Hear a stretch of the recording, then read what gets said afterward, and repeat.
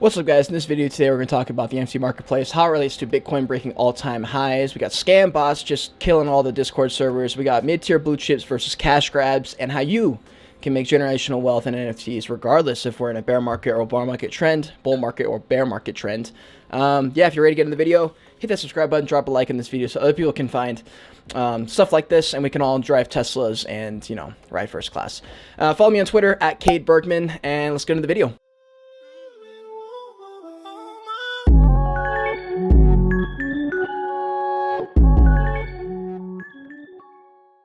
Alright, so I just want to start with the scam bots just because it's come to my attention in the last 24 hours how bad it's gotten. So BearX I don't know if BearX was scam bots or what happened there, but their Discord is just falling in, falling out. I don't know what's going on with BearX. I think it's just the sheer amount of people in their Discord. But I heard that Creature Toads, I think, took an L. So that's important to look at. You want to make sure when you're opening any kind of Discord message or link that you know exactly where it's coming from. You know that it's a trusted source. I'll make sure that the official Twitter account and the Discord account come out simultaneously with announcements. If they don't come out simultaneously, I'm really hesitant. Also, I've been getting DMs literally every 30 seconds from random people. They're either asking me to join Discords, or they want me to join this other random Discord, or they want to give me a giveaway. Okay, pretty much say no to all of them. I know that some people are trying to get in these whitelists, but it's just not worth it right now. And if you haven't already, get a fucking hardware wallet. Get a hardware. I know you don't want to. I didn't want to. I held off for 6 months. I didn't want to. I just had a public profile. But people are getting scammed left and right. You're going to want a hardware ledger. It's literally $100. Takes 10-20 minutes to set up. It's worth it. It takes $50. Send all your best NFTs over there. You got to pay for the gas, but it's usually cheaper, so it's really not a big deal. And let's go ahead and jump into the computer. All right, so I have OpenSea's 30-day activity. So this is what it looks like typically. I know people think the NFTs come and go just insane like this, but when you really look at it, even with the volume just over time, there are definitely big spikes. But check this out. So on the 30-day, when we're in the middle of the bull market, when we're in there, peak mania where you don't sleep, there's NFTs coming in left and right, everything's pumping, everyone's having fun, right? And so look at this. The peaks, they come in like little waves. They have a little up, a little bit down, a little bit up. I wish this thing didn't keep popping up. So it goes up, it goes down, it goes up, it goes down, down, down, down, up, down, up. So it's just kind of like waves. You can catch them at different points in the cycle. Just because we're in a bearish cycle doesn't mean that we can't have little small bull runs. You know what I mean? Because to be honest, it doesn't look like anything's pumping in the NFT market because, as you know, Bitcoin is breaking all-time highs pretty much just straight up for the past month. Obviously, tiny little corrections here and there. But for the most part, Bitcoin has just been killing it, for lack of a better word. And so apparently, I'm not sure why you would do this, but everyone in the NFT marketplace is pulling out, they're liquidating, and they want to put their money in Bitcoin for fucking 20% gains. I don't know what's the deal there, but people are doing that. So for me, I liquidated a little bit just to have some on the side. If Bitcoin keeps pumping, ETH will pump at some point. NFTs are probably going to eat it for a little bit. And that's okay. That's a good time to pick up some mid-tier blue chips that I'm going to get into in a sec. So this is something that I've been dropping into Discords and just kind of, I don't want to say educating people because that sounds like fucking mean, but just making sure people are aware, because you see in the Discords, they're like, why is the floor dropping? I bought it in yesterday. Why is it already half the floor, and people are freaking out. They don't understand what floor prices are. And so if you don't understand what floor prices are, that's totally fine. I didn't until a few weeks ago, I think. I just figured it reflected the value of the NFT project, and that's just simply not true. You need to understand that in this market, someone has to buy and someone has to sell. So the floor price just means that someone is desperate enough to sell that they keep dropping the price. So the floor is 5 ETH, drops to 1 ETH. It's because one person or however many people needed to sell something really bad, so they just kept dropping it. That doesn't mean the project is losing value. It just means someone in the project who bought in no longer sees the value, and that's okay. They might see something that they want to put their money in that's going to bring them more returns. That's totally fine. In fact, I did that with Dogepound, actually. The reason I brought up Dogepound is because they got up to almost 4 ETH, I think, at the height of this little bull run mania. They have not dropped below 2.75 floor price. They're hanging around 3 right now. They've done really, really well. Dogepound is one of those projects that's a mid-tier blue chip, in my opinion. Their team seems to have some kind of in with all these people. They're doing really, really amazing stuff behind the scenes. They're killing it, man. They're doing really, really well. Space Punk's another NFT project that's very similar, in my opinion, to Dogecoin. They don't have as many connections. They're not doing as crazy as stuff. But Dogecoin and Space Punks, for me, they've held up very well. I mean, Space Punks hasn't dropped below 0.3, I don't think, or 0.25 in a very, very long time. So they're holding up very well. So generally with mid-tier blue chips, you want to make sure that they're not just completely tanking.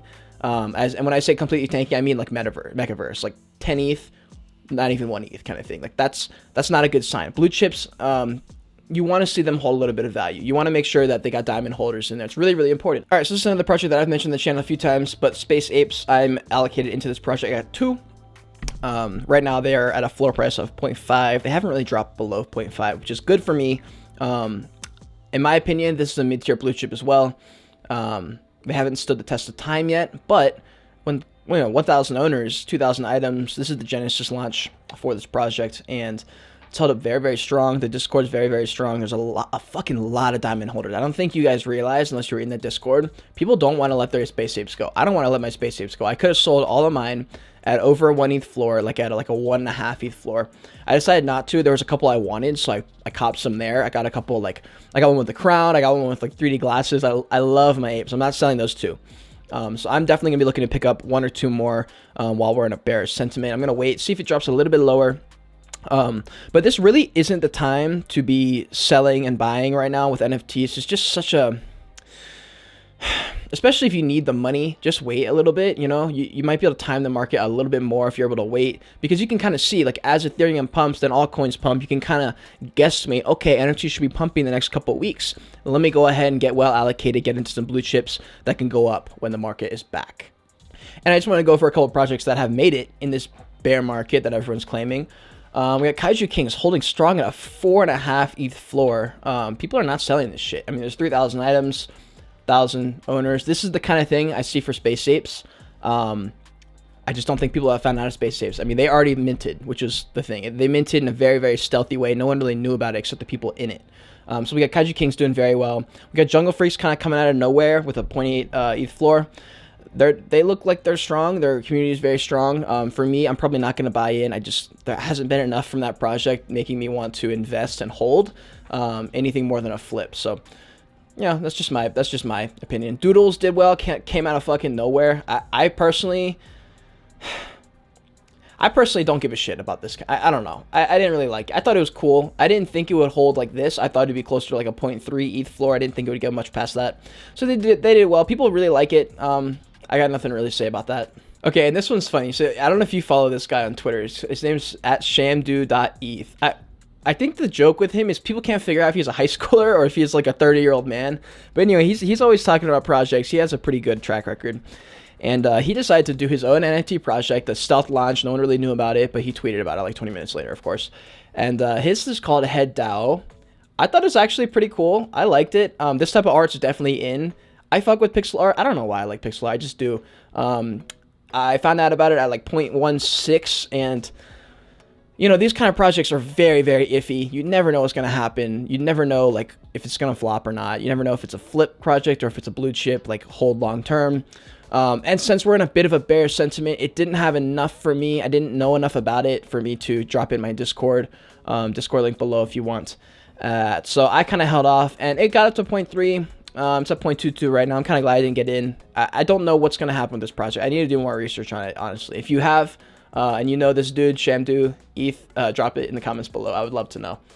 And then a couple of projects I wanted to talk about that have just not made the cut. So we got Crypto Flies and we got Fly Frogs, the two I wanted to talk about. So this is right when the bear sentiment started to settle in. People started to realize, hey, we're not in peak bull mania anymore.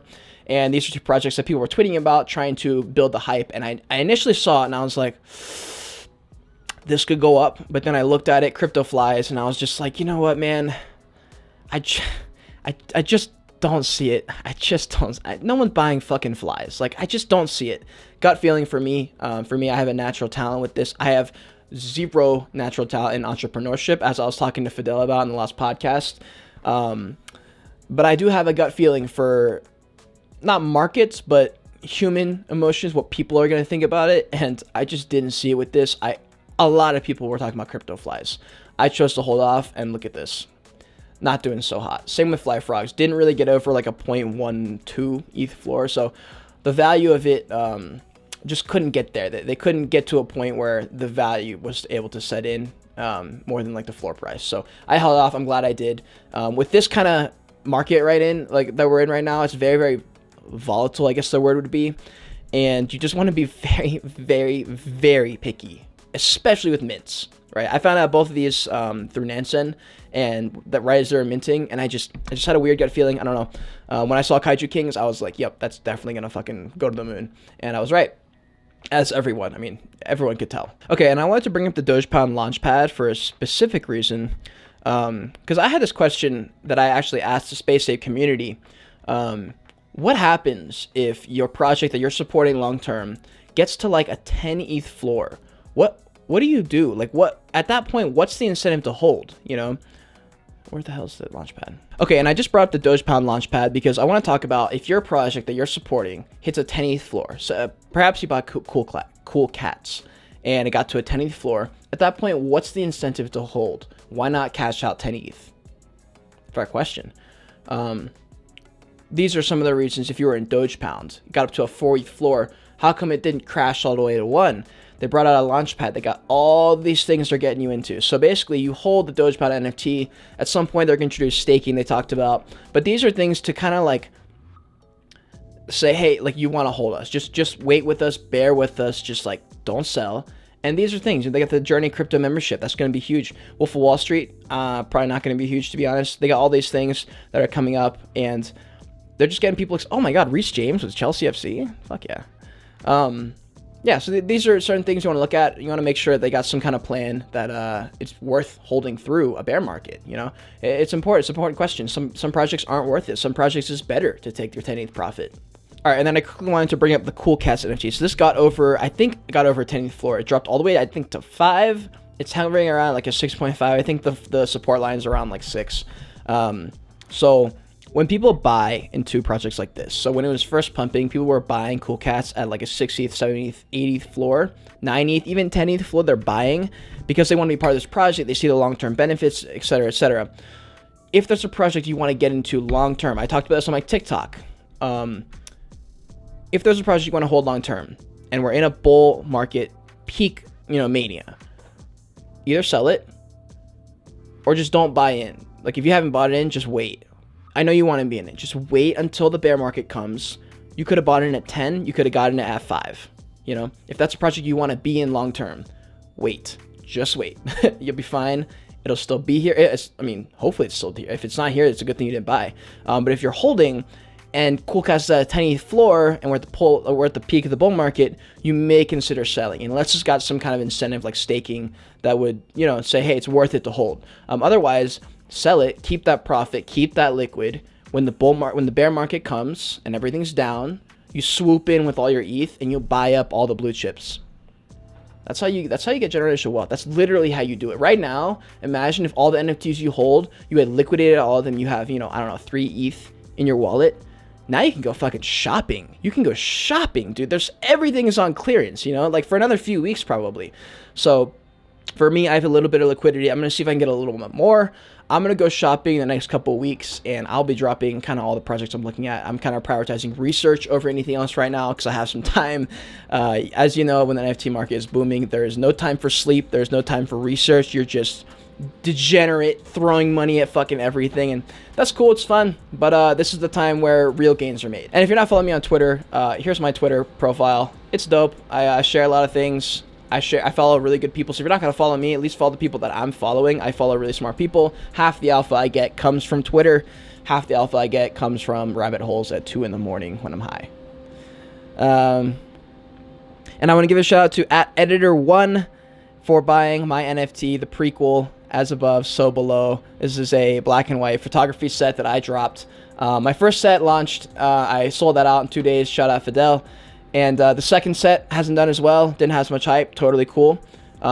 This is probably one of my favorite pictures in it. This is my friend Sasha. We were walking around like Charlotte, I think. And I was just taking pictures. We were kind of just hanging out. Nothing was really happening. We were kind of just killing time. and saw a couple puddles. I was like, yo, do some dances for me. And I took some shots, and this is one of the coolest shots I've ever taken in my whole life. So I really, really love this shot. It's one of my best friends. This picture means a lot to me. So I appreciate you buying this. I think he's not for sale right now, but the prequel Joyage collection, I think the floor price is still 0.07. There's still a good bit left. Yeah. And then shout out Dansky. I know for a fact he's in my Discord because I recognize the username. And he's got I think that's Bear Lux. I think he bought the laughing, singing, dancing, crying. This is like the profile picture of the collection. This is a shot I got in the club in downtown Charleston. This is the last night for my friend Shauna. She was moving back to Boston, and we all went out. We had so much fun. This was one of like the best nights ever, and we said bye to her that night. It was really fucking sad. And this is I don't even remember taking this shot. I just remember looking back at my camera roll and going, whoa, this is the coolest shot ever. And it's like one of the best shots I've gotten in a bar where everything was just perfect. That was like the perfect pose, dude. This is such a beautiful shot. It means so much to me. Thank you, Dansky, for buying this. I really, really appreciate it. He's also not selling. He's a hodler. I love it. But yeah, if you want to pick up any of those NFTs, I guess I can leave it in the description. It's also on my Twitter.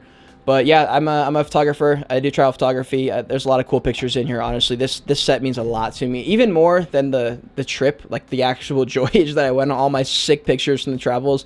Those pictures are cool, but these are the pictures called the prequel that were leading up to that leave, you know, just me battling all my demons, getting too scared to leave. Like, I can remember all the emotions I was feeling of just like anxiety before I got out of there. So these pictures actually mean so much to me, and I'm really glad this set didn't just like sell out instantly. I'm kind of glad it's just going like one picture by one picture. Yeah, this set means a lot to me. If you're still watching this video, the secret code word is prequel in light of my NFT collection. Why am I so bad at outros? Jesus Christ. All right, guys. Well, I'm gonna finish off the video there. If you learned anything in this video, or if you liked anything about it, please hit that subscribe button. Drop a like on this video so other people can find videos like this and find my channel and grow this channel. That's my #1 priority right now. Follow me on Twitter at Cade Bergman, and I will see you in the next one. Peace.